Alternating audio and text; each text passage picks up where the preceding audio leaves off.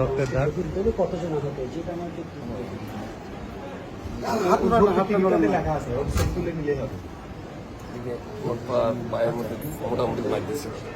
পায়েও কোবাইছে এখানে কি মাথায় কি কোবাইছে? বাড়ি মারছে, ফাটে গেছে একদম। মাথায় ফেটে গেছে? হ্যাঁ, 10টা শুনে 10টা সিলাইছে।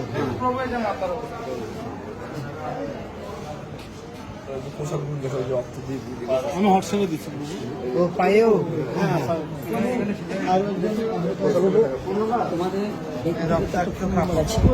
ব্যক্তিগত ফোন নাম্বার আমার।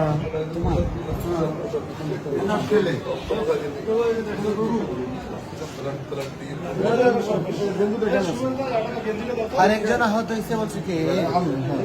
দেখি দেখি বাবা, আপনার তো দেখা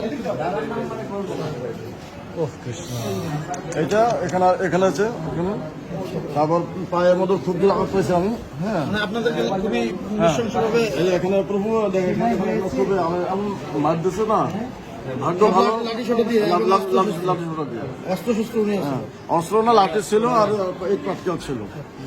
ঠিক আছে, ওদেরকে চেনেন না প্রভু, আমরা তো চিনি না, আমরা তো লালমেহাট থেকে আসছি। ওরা কোন দলের টলের কেউ কিছু বলছে? না, কেউ কিছু বলে নাই। হ্যাঁ, আমরা জানি যে ওরা হেফাজতে ইসলামের পক্ষে লোকজন ছিল। এখানে এই কথা অনেকে বলবো হেফাজতে ইসলামের পক্ষে।